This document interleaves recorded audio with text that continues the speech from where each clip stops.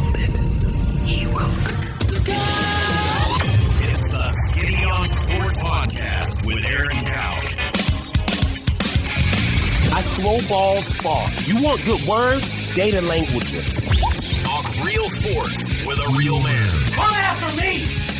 I'm a man! I'm 40! And now, here's the be-all, end-all, know-it-all of high school, college, and pro sports. Aaron Skinny Cowk with the Skinny on Sports. We're talking about practice, man. I'm the MVP. Good Thursday morning out there, Western Oklahoma, Eastern Texas Panhandle. Uh-oh, that's the weather. It's not the sports. Anyhow, welcome to the Skinny on Sports. 98.1 FM, the Sports Animal. Glad to have you along for the next hour. We got a whole bunch of stuff to talk about. End of the show, we'll hit a little NFL draft. The draft starts tonight with the first round. There's lots of smoke around J.J. McCarthy. Where will he actually end up? Well, according to sources. Which one? There's lots of sources out there on J.J. McCarthy. I mean, you're starting to hear and build smoke that Jim Harbaugh would really consider trading Justin Herbert and picking J.J. McCarthy. Holy Moses. Dum. I say, where will he end up? I think that's like the main question tonight. If that is a thing and he ends up in Minnesota, then Herbert would have to be ecstatic about that situation. Oh my gosh. And so would Minnesota. If Minnesota isn't burning down the phone lines to the Chargers right now, smoke is real with that. Yeah. Oh my goodness. Talk about a team. But Herbert with those weapons? Goodness. So where will J.J. McCarthy end up? And then I think another kind of question is, will this draft tie that 1983 draft? And what does that mean? 6 quarterbacks taken in the first round. Could that happen tonight? Who will Dallas take at 24? Who will they take? And who do you want them to take at the 24th pick? NBA playoffs last night. The rest of the country finally got to see what we've been watching all year long, and that is an incredibly young, incredibly fun Thunder team making shots, sharing the basketball, having fun. I mean, that looked like a regular season game in the month of January, right, last night, as the Thunder just blew the Pelicans off the map. I want to bark right now. I literally, when I turned on the microphones, I almost started barking into the mic to start the show. I was listening in on the way in to the Morning Animals. They're kind of talking about that. I thought that'd be really cool if like one caller sometime today just called in and all they did was just bark the whole time, and everybody would know what they're doing. Oh, absolutely. This is probably a little bit prisoner of the moment question, but I think there's some merit to this. Is this version better than what we saw in the first version of the Thunder? And then could we have been more right about that game last night? I mean, I hate to give it up to myself in honor of Jim, but I'm going to have to give it up to myself. You called for a blowout. You're right. And how it happened. I just said they'd be fine, and yeah. It happened, more importantly. Right, yeah. Chet basically ran Valanciunas. Valanciunas, I thought at one point he was going to score 150 points. So what do you have, the first 11? The way he started. I think he had the first 11, but then Chet started making threes. Chet ended up with 15 in the first quarter, and guess what you didn't see? Very much more of Jonas Valanciunas. Only played 23 minutes, and that is absolutely the recipe for the Thunder to win this series quickly. Boston. What happened? What happened, Celts? Is there a more underrated franchise in the at what point do we just have to remember it's Spoelstra and the Heat? It almost doesn't even matter who's on the floor. It's true. It's still Eric Spoelstra, Pat Riley, and the Miami Heat. What an impressive win last night in Boston to even that series at 1-1. Now the question that I would like to ask you and all the listeners is, of the road teams that were able to snatch home court advantage away, who do you trust the most to win a series? Or do you trust somebody that's down 0-2 to flip the script?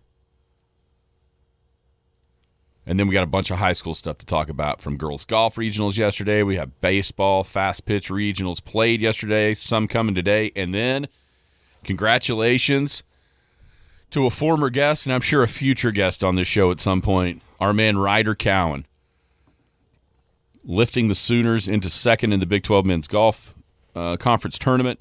Texas just absolutely obliterated everybody, shooting 25 under over the last 2 rounds to win by 18 shots over the Sooners, but OU second, OSU third. And Ryder Cowan, all tournament team with a tied for 4th. We'll tell you about his round yesterday as well. 225-9698 is the phone or the text line. That is 225-9698. Give us a call, shoot us a text. We can talk about any of that stuff or whatever else might be on your mind. Feel free to chime right in at 225-9698. If you're going to be outside the listening area, a couple ways to stay in touch with the show. You can log on to kadsam.com or download the app. The app has it all. Paragon Communications app is free. It's got radio. It's got the Penny News. Brand new edition of that Penny News hit the website a couple of nights ago. You can pick up a free copy of the Penny News right now, as it's out there. Check out the deals in this week's Penny News. Big Elk TV was on the air yesterday at Girls Golf with some updates. Today, 2 baseball games we'll tell you about coming up here this afternoon for the Big Elks. And, of course, the Skinny on Sports podcast. If you missed the show entirely, you can find us anywhere. How are you today, Jared? Very good. How are you doing? Wonderful. I can tell weather's on your mind. Weather, what do you think? Man, I don't know. It feels pretty stormy. Feels soupy out Feels there. like a stormy day out there in western Oklahoma. We'll see what happens. I know it's later on this evening, where chances, I mean, anywhere from, I don't know, they're kind of having a hard time bullseyeing a time, it seems like. It seemed later and later. Yeah, later. And this morning it feels like the bullseye area is starting to lift north. More Woodward north from what I've seen this morning. Good for us, bad for Woodward, but that'd be nice. But it's there's no doubt about it. Be weather aware. Whose week is it? Sean's? Sean will be here to tell you all about it if weather breaks out. You can tune into any of the Paragon stations. At least he's supposed to be. Let's just hope he doesn't turn you into a liar right there. He's supposed to be anyhow. No. I'm not sure Sean knows what day it is right now. Thursday. Much less it's his week. We'll have to remind him of that. I think we're doing that right now. Hopefully he's listening. All right, so yesterday, high school spring sports playoffs kicked into high gear. Girls golf regional tournaments all across the great state of Oklahoma. There was one, a 4A regional held right here in the great town of Elk City at the wonderful Elk City Golf and Country Club. And the I-40 schools dominated that regional. As they should. Yeah, that's kind of the way I think everybody thought it would go, and that's the way it went. So Clinton is this region champion. Lady Reds fired a team score of 332. A pair of Addisons from Clinton tied for medalist honors. Addison Litke and Addison Newcomb, they both shot 81. Joe Ray's granddaughter, Riley Cummins, shot 83. She tied for third. Kat Meacham, which here's what's crazy about Kat Meacham. She is a Division I like discus and hammer thrower.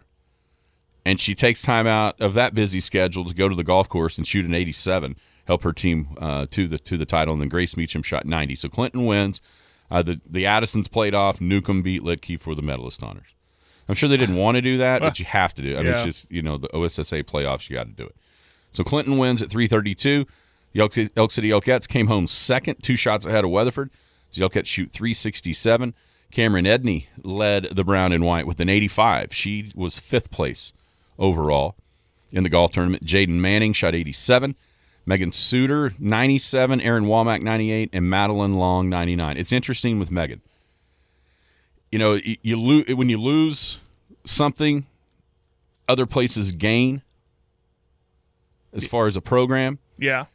And so I don't know that Megan would be out there if there was slow pitch softball. Oh, yeah. I think you see a lot of that with track as well. I know the track team picks up some girls that maybe they wouldn't have. So great. That's great. I honestly didn't realize she was playing golf. I'm glad to see her out there because she's a really good softball player. But without slow pitch, it opens up other options, and hey, here we go. And so Megan shot 97, Aaron Womack 98, and Madeline Long 99 for the Elkettes. And then Weatherford was third as a team. They shot 369, so 2 behind Elk City. McKinley Elwick. There's twins here, McKinley and Addison Elwick. McKinley shot 83. She tied with Riley Cummins of Clinton for third. She actually won the playoffs, so she ended up third place. Riley was fourth. Addison Elwick with 89, Bailey Lawless 98, Emma McCurdy 99, and Amelia Childress shot 100. But all three of those teams qualify for next week's state tournament at Blanchard down at Winter Creek. That'll be Monday and Tuesday. Sean and Gabe will be down there. We'll have updates from that girls regional. So congrats to all three of the I-40 teams into the state tournament next week. And I haven't seen scores, but, man, it seems like Clinton has won just about every tournament they've been in all spring. Yeah. I wonder how serious a contender they may be next week to win the state title. Yeah, I'm friends with a couple of their moms on Facebook and dads. I guess that's a better way of saying it. And I bet you are, Panama Red. They, growing up over there, growing up with them. Actually, it's crazy that now their kids are playing. But every time they post pictures, it's like the championship. They won this, they won that tournament. So yeah, they've been dominant. Coach Lee has got them going. Usually has, and I guess the only question is, are they for real? And we're about to find out on Monday and Tuesday if Clinton and Elk and Weatherford can contend. Yeah, it's so weird. I don't know anything about. I don't know who else. I haven't looked at the other regions. Yeah, I haven't either. Who's there, and I'm sure there's some private schools there. Yeah, and you always get a Hilldale. Seem like they're always good, or Plainview. Plainview has been really good in the past. Yeah. But we like it when it's good out here. Oh, absolutely. And clearly it is. Winter Creek, tough golf course. Next Monday, too. It's so weird. The schedule has changed with golf to where the girls are going to play not only regionals but finish their state tournament before the boys even play regionals. That is so different than it's been in the past. Because usually it goes like a Wednesday regional for the girls, a Monday regional that next week for the boys, and then like a Wednesday, Thursday, or whatever for the state tournament. This year, girls golf will be done by the time boys golf starts their playoffs, and another regional here next Wednesday at Elk City Golf and Country Club. Is that because of course availability? I don't know. Building in days for weather, contingency plans, or just how it falls? It's just the change that they made. It's very interesting. Also, 2A girls golf regional over in Clinton yesterday. The Merritt Oilerettes are also headed to the state tournament in Class 2A, which that'll be Monday and Tuesday in Weatherford. But Merritt finishes third in their regional behind Moreland's 347. Hooker shot 372. The Oilerettes 385 to finish third. Back to the state tournament again. Individually, Madison Robinson had 90. Miley Flowers 91. Peyton Broadbent 95. Then Traley McCain 109 and Macy Lloyd 111. But the Oilerettes back to the 2A state tournament, as I mentioned. That'll be over at Prairie West in Weatherford next Monday and Tuesday. Keep going to state tournaments. It's rolling. Those Merritt girls over there. Who's their coach? Coach, oh my gosh, I can't believe you asked me that. It just flew out of Heath Stair, Coach Stair. Okay.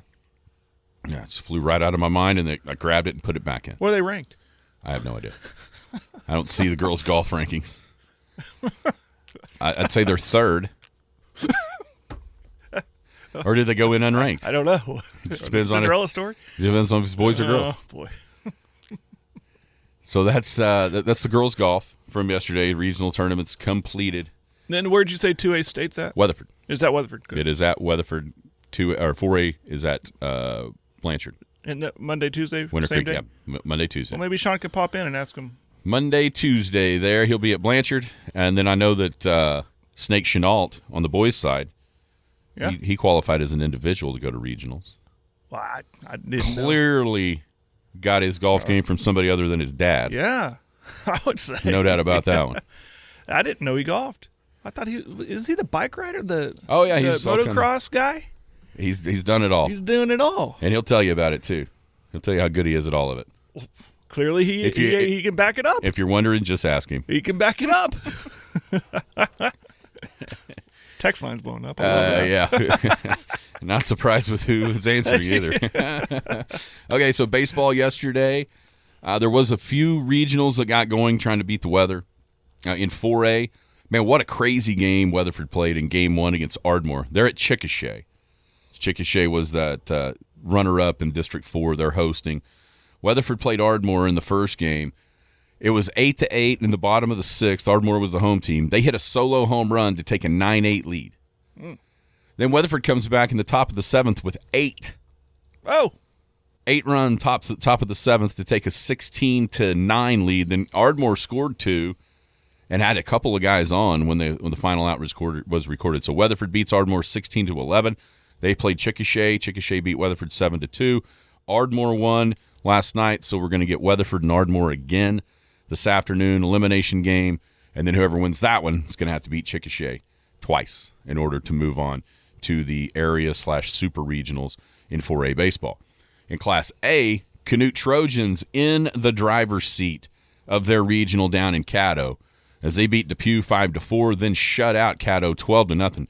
Canute got great pitching in both games. Lane Gredeman in game one gave up a 4 spot, I think, in the second or third inning, and then nothing else.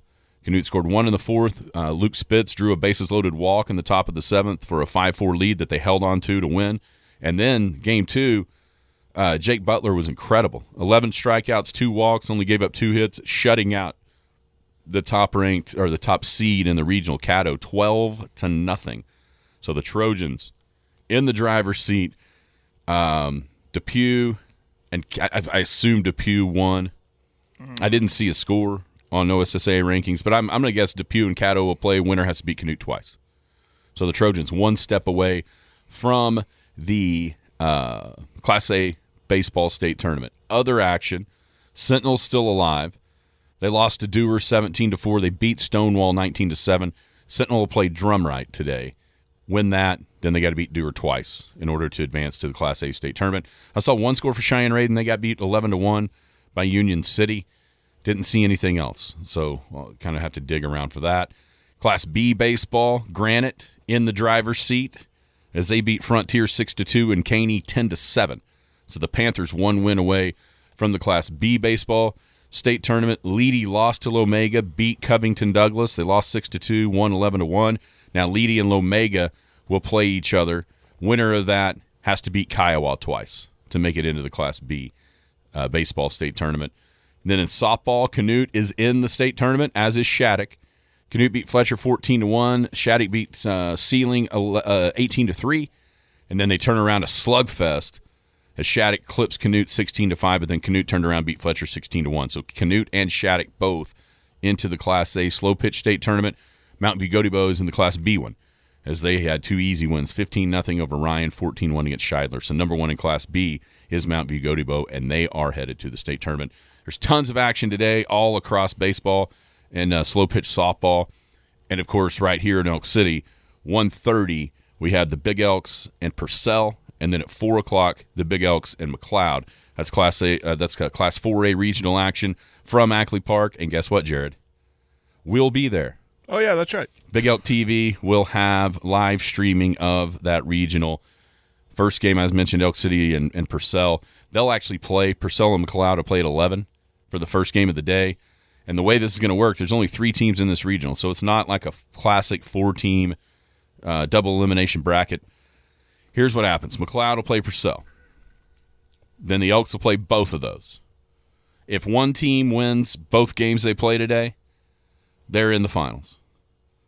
And that would then mean that one of the other teams won 1 and lost 1, and somebody lost both. So the team with the 1 win. The team with 1 win will play whoever wins both tomorrow. What time's that one? It's listed at 4. Oh, okay. I don't know that there's been any update to that time. If there is, we'll tell you about it. Yeah. 4 and 6:30, I think, is the if game tomorrow. If is at 6:30. Yes. So that's the way it's originally scheduled. I haven't seen or heard anything about updates to times, but it wouldn't shock me, considering where Purcell and where McLeod are. They move it up. If that doesn't get moved up to earlier tomorrow. Get it done. Yes. The whole weather thing. Yeah. So anyhow, we'll let you know if that changes, and I don't have my phone sitting here. I might be able to do that as soon as the break is over, but don't. You got something? You're asking about Canute's possible opponent. Yes. Winner of Depew and Caddo. Yeah, it's winner of Depew and Caddo. Yeah. I never saw. Yeah, that's who it is. They play today. They play at 10 today. Yeah, I was looking for Cheyenne. That's the one I didn't see. I just saw one of their scores. Oh, I see. Yeah. I don't know. Yeah, Depew and Caddo play Canute. That's right. Anything else? Oh, so that's high school. Last thing, locally, yesterday, Big 12 men's golf tournament down at Whispering Pines in Trinity, Texas. Texas Longhorns go out in style as far as the Big 12 goes as they win their final Big 12 conference tournament by 18 shots over Oklahoma. They dominated the last 2 days, firing a 13-under round on Tuesday and then a 12-under round yesterday after an even par first two. So they finished 25 under, way 18 shots ahead of second-place Oklahoma. Oklahoma's second at -7, and then OSU was third back at -2. But of local interest, our main man, true freshman Ryder Cowan, ties for fourth overall. He goes 71-75 on Monday, which was 1 under, 3 over. So he went into Tuesday at 2 over par. Tuesday he shoots a bogey-free 67, 5 under, to vault him up near the top 10. And then yesterday, even par going into number 14, and he makes birdie on 14, birdie on 15, birdie on 16, birdie on 17, pars 18 for a 68 and a tie for fourth at 7 under, just 2 shots off what would eventually be the champion. And Ryder also is named to the all-tournament team as a true freshman at OU. Congratulations to him. I shot him a couple texts yesterday. He's obviously excited. His family's excited. That's awesome. For good reason. But that's really, really cool. That's just the beginning, man. See a true freshman on a team like that. Oklahoma's been one of the better programs around the country since Ryan Hibble has been there, decade or so. And for him to be able to do that, especially those last 2 days down at a really tough golf course, congrats to him, man. That's really, really awesome. Now we'll see where OU goes regional-wise, OSU goes regional-wise, and then eventually see if they can make it into the national tournament. But he's a good kid, grew up here, and, man, I know there's lots of people super proud, super happy for him. All right, that's kind of the local scene. Hanging out here on a Thursday. Don't forget Big Elk Baseball coming up on Big Elk TV, 1:30 and 4 o'clock. Purcell is the first opponent. McLeod the second in a 4A baseball regional tournament here from Mackley Park. Come on out. I'm sure a big crowd will be on hand this afternoon to see the Big Elks try to make a school. They're attempting to make school history. What's that? Going to state 3 years? 3 years in a row. It's never happened. There's been 4 times. This is the 5th where they've went back-to-back years, but never 3 in a row. So today's the first step toward accomplishing that goal here at Ackley Park. 1:30 against Purcell, and then, of course, 4 o'clock versus McLeod. Oh, okay. The text line asking if we're going to have the radar showing. I first read that thinking, are we going to have on the corner a radar? Hey, we could do that too. We've done that before in football. The leather. Yeah. We have put the Mesonet radar on the broadcast before. But I like that. We don't have access to. There will be plenty of them right in front of us. Sure, yeah. Maybe we need it like the webcam on the computer to zoom in on one of the scouts that'll be in it, because if you haven't been there when Cash is thrown this year, which he's going to throw against Purcell, as far as I know, what I was told. That's game one. Yeah, 1:30. By a really good source. By a pretty reliable source, I would say. Antonio Brown told you this. But if you haven't been there this year when he throws, you better get there. If you want any chance to sit by us, which will be right behind the plate. Yeah. If you want any shot at that, you probably ought to just go ahead and watch Purcell and McLeod at 11. I think last time when Cash threw, there was 44 scouts in attendance, and of course they all want to sit right behind the plate. Wait a minute. How many Major League Baseball teams are there? They're sending multiples. Okay. It's like, wait, that math doesn't add up. Yeah, I think. Are there some scouts from Japan coming over, or they send the minor league affiliates too? I just think it's getting to the point where maybe, a scout's telling the upper management people, you guys need to be here. Maybe somebody needs to come watch this. But yeah, we can absolutely do that. I'm sure we'll be in eyesight of a gun, a Jugs gun. Last year we were, kind of. So I think we would probably be able to say, there's a 96-mile-an-hour fastball in the outside corner. That's a very real possibility. Somebody's going to say, we need because you see in the big league games, or you see have it pop up. Yeah, I'm not sure I know how to do that. Well, we can fiddle with it throughout the day. It is baseball. You have some time between pitches. That's exactly right. Question on my text line and yours as well. Who's the biggest threat to the Elks? Tuttle Blanchard. Marlowe's good. Chickasha's good. there's some teams around that are very, very that are good. But I think if most people around the state would say Tuttle, Blanchard, Elk City in some order are the top 3. I agree. That's what. And like I said, Marlowe, Chickasha. Sometimes we overlook teams from the East, but I've been kind of keeping tabs, at least record-wise, and they're not as dominant as they have been in the past. I think it is on this side of the state that would bring home the title and its usual suspects, including Elk City, like you just said, going for a 3rd state tournament. And I think they got a mission to get to Saturday. Yeah, I think you got that. We'll see how the rankings are after the regional, because what happens, it's a different format in 4A this year than it's ever been. The regional is first. Used to be like a bye district, best 2 out of 3 series, and then that went into regionals, and then a 4-team double elimination. This year, regionals is first, a 3-teamer here, because of the lack of a team in one of the other districts that would have fed into it. But then after that, there would be 16 regionals around the state. The winners and the coaches of those winning teams will then vote in their top 16 of all the teams that win the regionals. Those votes will be compiled, and then from there we'll have kind of the rankings, and then that goes into the state tournament. So come seeding wise, yeah. So come Sunday or Monday when all that's released, you'll know how the bracket will set up. Will there be a ranking? Like, will it say yes. The coaches all voted Elk City, for instance, number 1? Yes, Tuttle 2. That's how. Yeah, and that's how it'll be seeded. Okay. So then you'll have 1 in 16. It'd be just like the softball or the baseball. But that's is in how college. I'm looking at it. That's if anyone's asking, well, how's this new playoff format works? Like, well, if you watch college softball, that's exactly how it is. And regional, baseball, same way. Super regional, World Series. It's regional, area, state.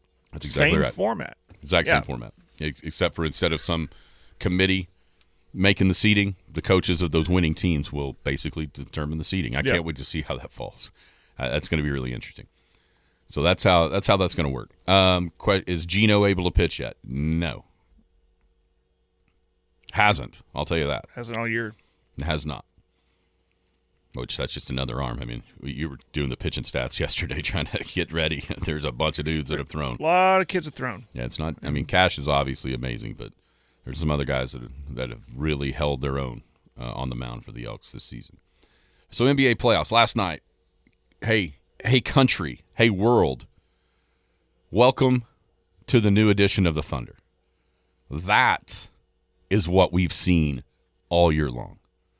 Sharing the basketball, multiple guys putting up at least 20. I think there were 3 last night. Double-digit scores, threes flying in from everywhere, almost a 50% night from behind the arc.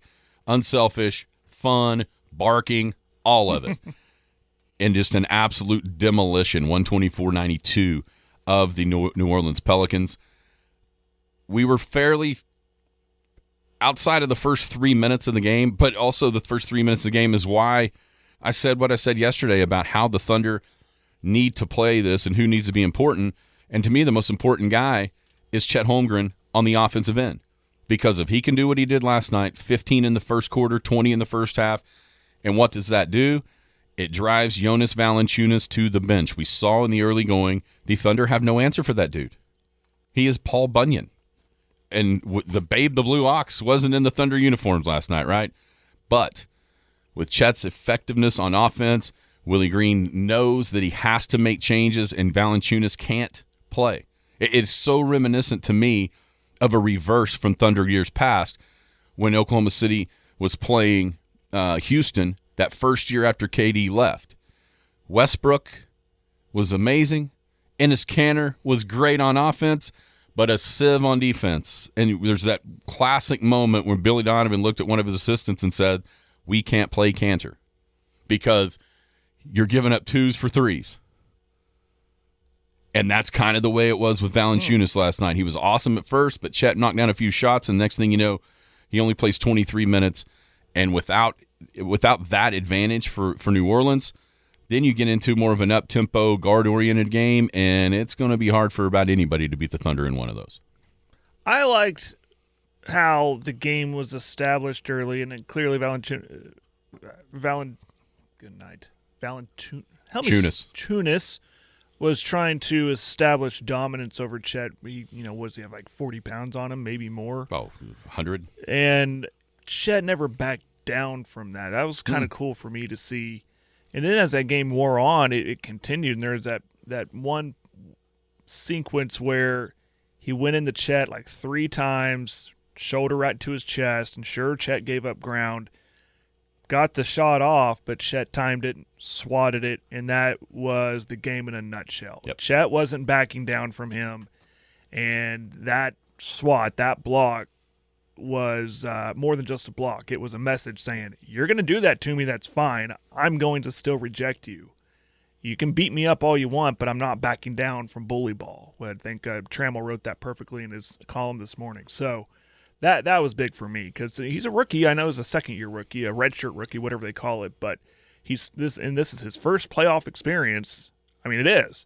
And he's settling in, and that whole team settled in. I think we expected that yesterday too, and we were kind of quickly previewing it. Was what did we expect? And I said, I'll give it up to myself. I said I think they settle in. The first game is behind them. The jitters are gone, and we're going to see more of what we've seen all season long, and we got it. Yeah, that was the team that for the folks that tuned in on Sunday and saw the first game. That was a game that wasn't the Thunder. Last night, it was on full display. Yep. And so 2-0 lead heading back to New Orleans. Game 3 is at 2:30 on Saturday afternoon. Oklahoma City in a great spot now.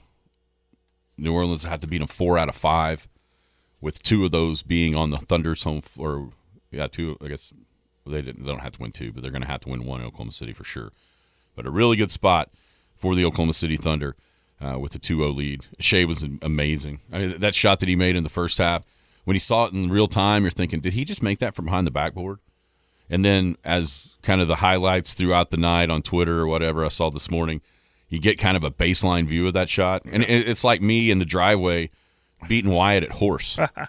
Except for trick shots. Yeah, except for he was floating with Brandon Ingram's hand in his face, and he's still just over the corner of the backboard and nothing but net. And he kind of glanced over at the crowd in the video I saw and just kind of smiled like, "You like that?" Yeah, I did that. He was great. Chet was great. J-Dub is kind of announcing himself to the entirety of NBA basketball fans as a true budding star. He's kind of lost in a lot of the shuffle. Obviously with SGA and the MVP, and then you got the Chet Wemby thing for the Rookie of the Year and that rivalry that might or might not be a thing. People don't realize, and even Thunder fans might forget at times, just how good Jalen Williams really is. To be a second option as a second-year guy and have his poise and basically just the perfect complement to SGA. Allows SGA to play off the ball a little bit more last night and not have to shoulder the entire load of the offense. I think that's another thing that Giddey is really good at as well. Just kind of his playmaking ability and taking a little bit of the pressure off of SGA. Just time in, time out with Herb Jones trying to ridicule him 94 feet. That really helps the Thunder offense and get other guys involved. And, man, it was awesome last night. Absolutely awesome. And Lou Dort's defense continued to shine. He just making Ingram a non-factor basically. And Ingram 5 of 10 last night, but it was so quiet. Yeah, I mean, when did they come? I wasn't keeping track. Was it when the game was over or out of hand or whatever? And back to J-Dub, a lot of people forget he was the runner-up for Rookie of the Year. This isn't a lot, and again, kind of falls into your narrative of, hey, welcome rest of the nation to something we've been watching for the last now 2 seasons. With him and now with Chet. Fun time to be a Thunder fan. Yeah, there's no doubt about that. So up 2-0, the series shifts over to New Orleans, afternoon game Saturday.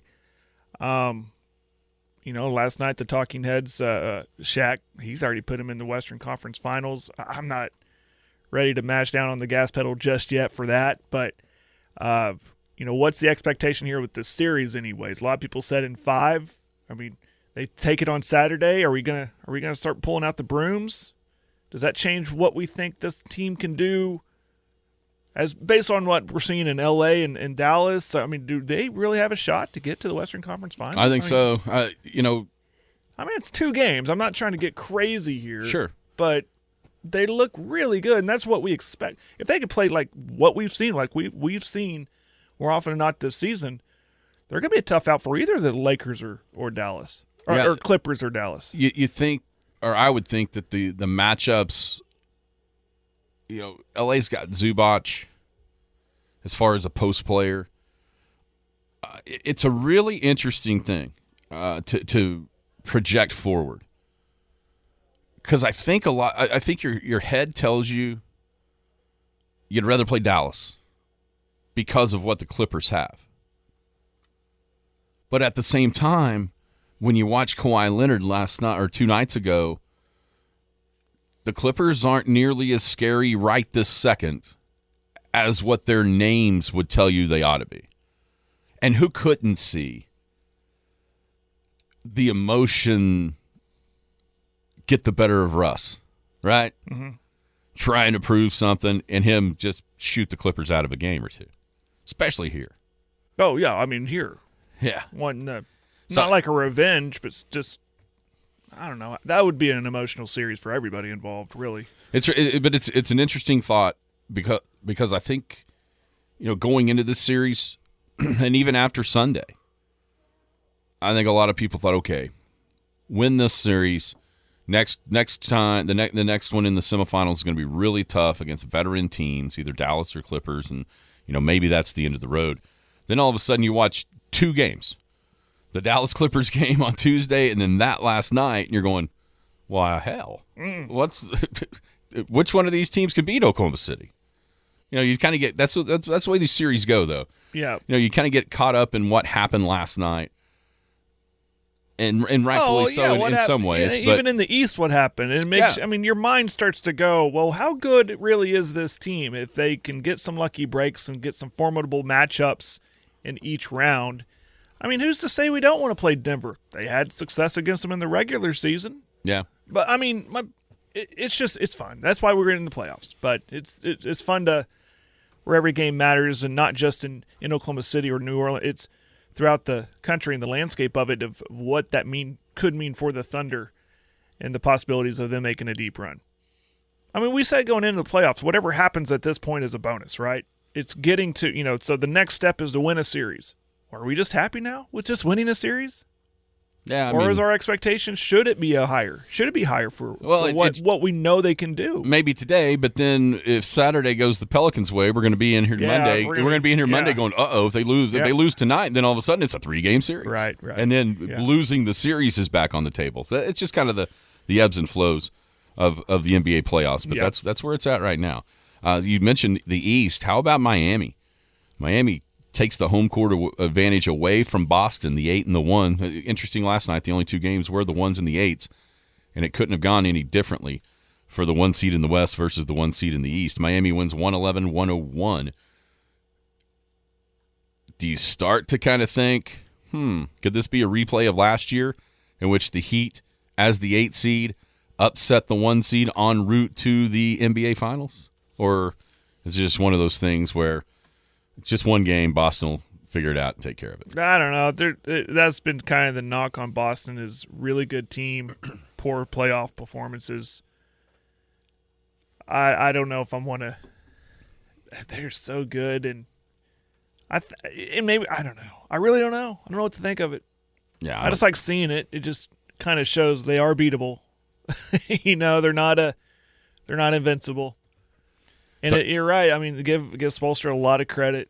I mean, he's been the one constant there, even going way back to the LeBron day, and him and Pat Riley, and they find ways to get it done. There's certain teams. But man, Hero was awesome. His shooting was awesome. Yeah, I mean, Jaime Jaquez, isn't he fun?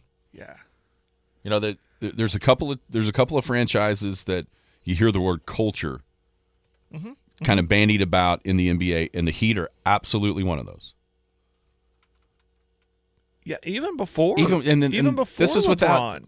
This is without Jimmy Butler. Right. Yeah. That's what's crazy. That is nuts. But they just kind of find ways to win. They obviously did that last night. 111-101. So, of the teams that won a road game. And by the way, after that result, I almost texted, another road team. Mm-hmm. It looks like it's trending all for the road teams now. Yeah, it went 12 in a row for the home teams and 3 straight road wins. And then obviously last night the Thunder snapped that. So of the 3 road teams, who do you actually give the best chance to win the series? Which is Indiana, Dallas, or Miami? Well, I will, man, as dysfunctional as the Clippers look, I will lean towards the Pacers because of no Giannis. Oh, I don't think it's any doubt. That's the answer. I don't think there's any doubt Indiana has the best chance to win. Now, depending on Kawhi's health, I mean, honestly, if I'm the Clippers and I see what happened in Game 1 versus Game 2, I seriously considered telling Kawhi, listen, man, you're a great player. You're the best player we got, but not at 70% you're not. Rest it up until you get healthy. Because I think it totally threw off everything they established in Game 1. Obviously, Zubac getting in foul trouble early in Game 2 messed with the way that game went versus Game 1. I mean, he just dominated in the post against Dallas in Game 1, but then he was saddled with foul trouble early, and that kind of got things off to a rocky start. And then Kawhi looking like an old man didn't help. But I would rank it Indiana 1, Dallas 2, Miami 3. Do you give any team that lost both games on the road much of a chance? If so, who? Maybe the Magic when they get back to Orlando. Who are they playing? I didn't know they're in the playoffs. You serious, Clark? Cleveland? Well, I mean, I don't know. Lakers don't have a shot. Maybe the Magic. Let's just throw them a bone because nobody's talking about them, so let's talk about them. Maybe the Magic in Philly. I'd say Philly would be the one that, as far as the competitiveness of the first 2 games, they were clearly – I mean, they could be up 2-0 just as easy as the Knicks are. Mm-hmm. But once again, it's not quite as bad as Kawhi because Embiid is still making – he's making a difference, but he's not making the difference that he has to make in order for them to win. The guy didn't get a rebound in the second half of that game Game 2 after snatching 10. I mean, it's just his body is betraying him. He's not healthy. And it shows you how dadgum good he is that he can be out there at about 60% and still do what he's doing with, 34 and 10. The closeness of it would say Philly. Just how close they were to winning each of those games in the Garden. Out west, I mean, it looks like Phoenix is sunk. And it's hard to imagine the Lakers winning 4 out of 5 against Denver when they've lost 10 straight playoff games to them, right? Or 10 straight games to them. Mm-hmm. So, I think it has to, if it happens, I think it has to come out of the East. You may be right. Maybe it's Orlando. Maybe it's Philly. It's the last time Orlando's hosted a playoff game. Oh, my gosh. Probably the year they made it. Around that time they made it to the finals with Dwight Howard in, 2009? When they played the Lakers? Somewhere in there, maybe a little after, but they haven't been very good in a long time. Yeah, and they're one of those young ones. There's about 4 or 5 around the league: Oklahoma City, Orlando, Houston, San Antonio. Eventually, so I think I like maybe their fans are going to be amped up and ready to a return. Yeah, Cleveland's just a weird team. Cleveland's pretty good. They're pretty good. Everyone kind of forgets Mitchell's there, Yeah, because everybody's trying to figure out where he's going next. Yeah. NFL draft coming up, round 1 tonight. If we get done with Big Elk baseball early enough to be able to go catch a little bit of the draft, you know where I'm headed, Jared? The Boomtown Grill, of course. The Boomtown Grill. Thursday. It's Thursday. That's right. It's Thursday. 50-cent boneless wing night. 50-cent boneless wings today, all day long. The Thursday special at the Boomtown Grill. Your choices of sauces are immense. You got mild chipotle, sriracha, garlic parmesan. My personal favorite is the mango habanero. You've got hot barbecue, kickin' bourbon, sweet red chili is good. There's all kinds of really good flavors. Whatever you like, they've got it. Boomtown Grill, 50-cent boneless chicken wings today. Perfect spot to sit down in front of one of their 12 big screen TVs and enjoy the Thursday night special of 50-cent chicken wings and the first round of the NFL draft. Appreciate our friends at Boomtown. Open 7 days a week. 11 to 10, Sunday through Thursday. 11 to 11 on Fridays and Saturdays. Where do we get those to go? Yes. The answer to that is yes. I've seen that happen. I've been there in person when that's happened. If my plans tonight change, weather, I might just give them a call, pick up some Boomtown, and go watch the draft. Absolutely. Yeah. Get some wings. Man, they were good. I had them for lunch last week. Had a little lunch date with my wife and got me some of those wings. Man, so good. Yeah, it's fantastic. Not just the wings, though. The pizza's good. Oh, they're all so good. The blowout. It's kind of a meat lover's pizza. Oh, it's good. Chicken nachos are great. I don't golf a lot, but I've found when I do, I like, after a round of golf, I like to go to Boomtown to cool off with the beer at the bar and watch whatever sport's on. Absolutely. With whoever I'm golfing with, and just to recap our round and have some fun. Sweet tea is delicious. Yeah. Everything at Boomtown's awesome. Yep. Burgers, pastas, sandwiches. Perfect spot to sit down and watch the first round of the NFL draft. It will go on tonight from Detroit, Michigan. First pick. When does it start? Is Eminem going to be there? Is he going to open it up with a rap or something? Surely. Yeah. Is there more of a mortal lock than that? I mean, if I have to hear "Lose Yourself" at a sporting event, come on. Seems predictable, but I have a feeling that's what we're going to see or hear. That might be the most on-point predictable thing about tonight. Eminem will be there to rap "Lose Yourself," or you will hear the song. I don't see how it doesn't happen. Because without Eminem, why are we going to Detroit? Well, Motown. Okay, yeah. Right, here's some of that. Motown music. Let's see, 7 o'clock our time. I finally found it. 7 o'clock our time. We all know that Caleb Williams will be number one. Our resident Redskin / Commander fan, AJ, wants anybody but J.J. McCarthy. I have a feeling he's going to get Jaden Daniels with the number 2 pick. Then suspense builds. Lots of people think that the first 4 picks will be quarterbacks. Obviously, that means Arizona trades with somebody for that to happen. I personally don't think that's going to happen. The potential of a trade. You don't think that's going to happen? I don't think Arizona is going to trade because I'm afraid, at least for them. Now, they pulled off it was an awesome video yesterday I watched on Twitter showing Monty Ossenfort, who is their GM, and the conversations that he had last year in moving that pick to Houston and gaining more out. It just kind of showed that process in the war. It was a really cool video. How many, and kind of, they get the chart out, which the value of the picks and all that kind of stuff. Really, really cool. I just don't know that they're going to be wheeling and dealing. Because I think that the teams that would want to get there drop them too far in order to be able to get one of the 3 wide receivers that feel like they're in a class ahead of everybody else. So what you're saying, Harrison, Adunze, and Neighbors. So what you're saying, this was part of their process. They want to be at this spot. I think that they want one of those 3 receivers. I'm sure they have a preference, but if you go down to 11, let's say with Minnesota, then that's probably too far down to be able to get one of those guys. No. And then now what are you going to do?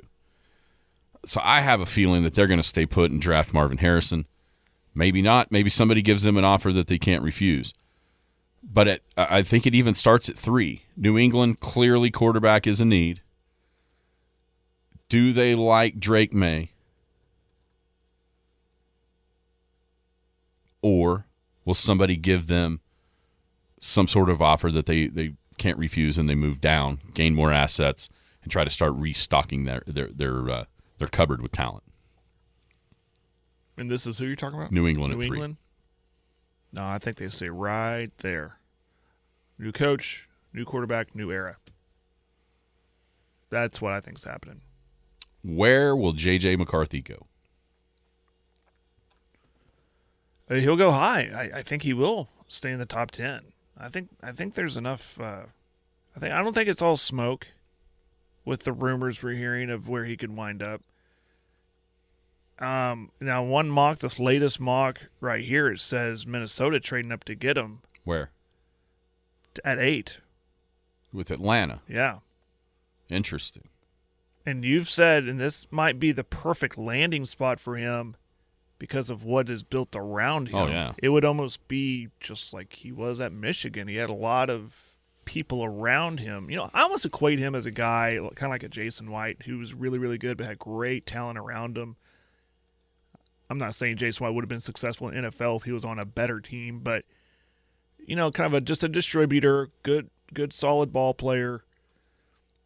But if he can if that was where he could get his start in the NFL until he could get acclimated to it, that could be a great spot for him. Oh, it's going to be for somebody. But I really have no answer for your question, honestly. I it's such a crapshoot. I'll just vaguely and broadly tell you I think top 10. I just maybe in the lower top 10 area. Now, who needs them? I mean, do the Giants? You kind of brought them into question. I think they're committed to their quarterback, to Jones, just from the stuff I've seen him talk about in the offseason. He's had some press conferences and stuff. Feels like they're going to still stay committed to him. Or they could draft him and say, this guy's going to be behind you. But why would you draft a backup quarterback at number 6? I don't know. Where did the Packers, help me here, you're good with this. Where did the Packers draft Jordan Love? 20s. Okay, where did they draft? 20s. Okay. Aaron Rodgers, 20s, like 24. 22 or 24, something like that. If McCarthy doesn't go to the top 10, he will fall. He's going 11. If he doesn't go in the top 10, he is going 11. The Minnesota Vikings, I mean, they're probably they're hoping and praying they don't have to move. If he makes it all the way there, I'm not sure. Is it the Giants? You're starting to hear smoke that the Giants wouldn't mind trading down and getting into a better position where it makes more sense for them to draft Michael Penix. There's some smoke around that too. Pay him less. Something that was so brilliant yesterday. How about the day that the Lions had? Re-signing both Penei Sewell and Amon-Ra St. Brown. Not only re-signing those guys, but also doing it first. Like, for instance, yesterday cost Minnesota, Cincinnati, and Dallas money. You know why?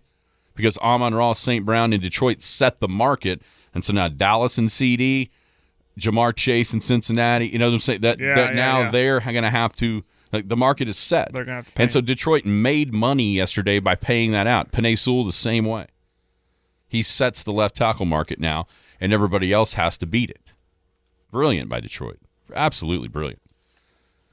I don't know about you. You think there will be 6 first-round quarterbacks taken? Tying the record of 1983? No. I don't either. I've gone back on that. At first I did. I don't think Bo Nix is going to be drafted in the first round. I don't either. I do think there will be 5. Yeah, someone's going to take Penix.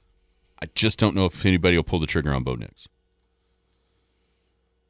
Who will Dallas take at 24? A lineman. I don't know who, though. Kind of depends on who's there. Yeah. I mentioned the Barton guy from Duke. He can play center. He can play tackle. I think they'd really like a tackle. Could that be Tyler Guyton of OU? Could it be Amarius Mims of Georgia? I really lean on Mox, and a lot of them have Guyton there. Yeah. A lot of them like Guyton falling there. I think it just depends on if he's available or not. And That's why I said fall. Yeah, kind of have their, I've seen him as high as like 14 or so, all in the first round, just kind of depending on kind of who likes him, what have you. So that's who we think they will take. Who do you want them to take? Them being the Dallas Cowboys at 24. I mean, I again would be okay with Guyton. I just don't see anyone else falling into that. I think that anyone better is already going to be taken. It would be really cool to see Brock Bowers. Oh, gosh. That name just popped up on a list here. Oh, gosh. He's nowhere going to fall there unless Dallas makes some moves to get up. They've been very quiet in the offseason, and I've said it before. Could that mean something's happening tonight? I don't know. Or they're just building up. I mean, they got to pay some guys, so that's why they're. That's right. They got to pay some guys. They got to pay guys. 3 guys in particular are at the top of that list. Micah Parsons, CeeDee Lamb, and obviously Dak Prescott. I want to give you an answer, but there's no realistic answer. I don't want to, Jared, come on, that's a pipe dream. Like I said, Bowers, right? That's probably not not going to happen. Not happening. You know who I want him to take? Who's that? Michael Penix. You want the quarterback? Absolutely. Let's have a jumping off point for Dak Prescott now. Because you're going to have to pay. That could help Dak if you think about it. Like, hey, we got your replacement. See you bye. Yeah. I mean, a lot of people are kind of playing the card of, well, watch out. You never know what you wish for. With it took forever to find. Who cares? Who cares if it takes 5? Who cares if it's not even Penix? Who cares if it takes 5 years to find a starting quarterback capable of winning in the playoffs? We already know the one they got now doesn't. Yep. He's not capable. What do you have to lose? Another first-round game at home? Right. You know what I'm saying? Who cares? I would much rather take the shot of Penix being good for $3 million a year than the same old crap with Dak Prescott at 60. No thanks. I'm done with it. I'm done. I was done as soon as the clock went 0 against the Packers. Done with it. As a Cowboys fan, done. And there's not somebody. You mentioned Bowers would be a pipe dream, but there's not a guy. The truth of it is, drafting at 24, there's not necessarily a guy that's going to make the difference between winning and losing a playoff game next year, because you have the bum at quarterback that's going to lose it for you. So, that being said, draft his replacement, and then go into this year with Dak having to prove himself for somebody else. I mean, I'm dead serious about this. The only way that I think it makes any sense in the world for Dallas to re-sign Dak Prescott is if they go to the damn Super Bowl. That's it. Yeah. Not even title game. I'm talking about go to the Super Bowl, then maybe you can go ahead and pay Dak. Otherwise, no. Absolutely not. Absolutely not. So my hope is that they take Michael Penix, because I think that he has shown he has an NFL arm. Now his knees are scary, scary, scary. Mm-hmm. But, once again, who cares? We know it's been proven what is there. And what is there is not capable of taking you to the promised land. And he's damn sure not worth $60 million a year. Wholeheartedly agree. So, anyhow, that's what I hope happens. That's what I hope happens. Yep. It's going to be fun to watch. It's going to be fun to watch tonight, 7 o'clock. Pick number 1 with Caleb Williams going to Chicago. But before that, 1:30 this afternoon, Big Elk TV. The Big Elk's in Purcell at 1:30. Big Elk's in McLeod at 4 o'clock. Come on out to Ackley Park and watch it live. If not, tune in. BigElkTV.com will have that live regional action for you this afternoon. You've been listening to the Skinny on Sports podcast with Aaron Cow. Be sure to hit that subscribe button to get alerts of when the latest podcast is available. Thanks for listening. That ball is blistered to right. Way